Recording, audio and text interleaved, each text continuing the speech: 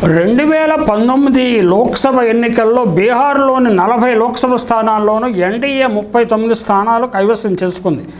ఇప్పుడు పరిస్థితి బీజేపీకి ఎన్డీఏకు ఏమాత్రం అనుకూలంగా లేదు. అయోధ్యలో రామాలయ నిర్మాణంతో 2024 ఎన్నికల్లో నల్లేరు మీద నడకలా విజయం సాధించగలమని బీజేపీ తొలుత ఆశించింది.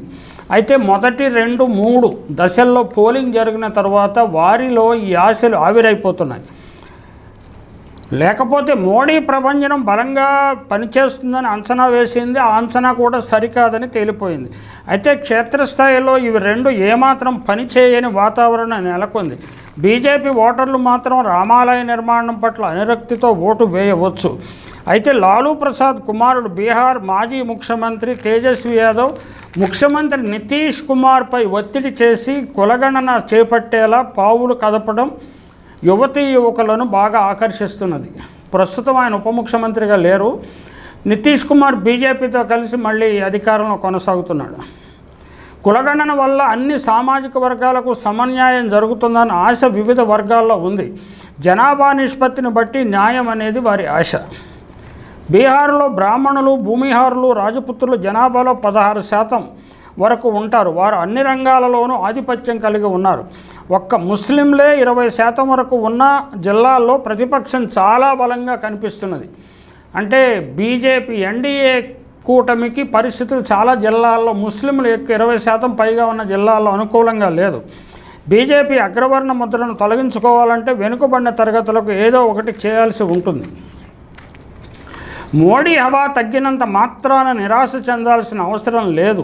ప్రజాస్వామ్యంలో దానికి అనేక ప్రత్యామ్నాయాలు ఉన్నాయి. కేరళ, తమిళనాడు, కర్ణాటక, ఆంధ్రప్రదేశ్ ఓటర్లు ఉత్తరాది రాష్ట్రాల ఓటర్ల మాదిరిగా ఆలోచించటం లేదు. ఉత్తర భారతంలో 27% మంది ప్రజలు, పశ్చిమ భారతంలో 21% ప్రజలు కేంద్ర ప్రభుత్వం పనితీరుతో సంతృప్తి చెందితే, దక్షిణాది రాష్ట్రాల్లో కేవలం 16% మంది ప్రజలు మాత్రమే కేంద్ర ప్రభుత్వ పనితీరు పట్ల సంతృప్తిని వ్యక్తం చేస్తున్నారు.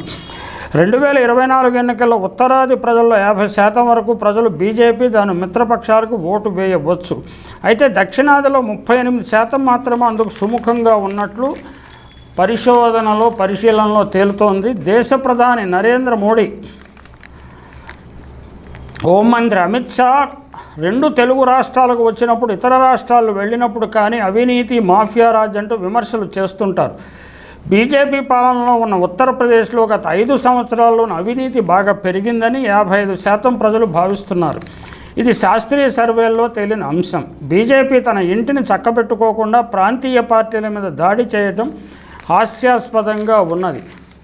అంటే అమిత్ షా, నరేంద్ర మోడీ ఆంధ్రప్రదేశ్కు వచ్చి ఏమి సాధించారా అంటే బీజేపీకి భవిష్యత్తులో మిత్రులు లేకుండా చూసుకున్నారన్న వ్యాఖ్యానం వినిపిస్తున్నది. ఏదైనా 2024 లోక్సభ ఎన్నికలలో బీజేపీకి ఎన్ని సీట్లు వస్తాయి, అది 200 నుంచి 300 మధ్య ఊగిసలాడుతోంది. అది 200 దగ్గరలో ఉంటుందా, 300 దగ్గరలో ఉంటుందా, జూన్ 4 ఎన్నికల తర్వాతనే తేలుతుంది.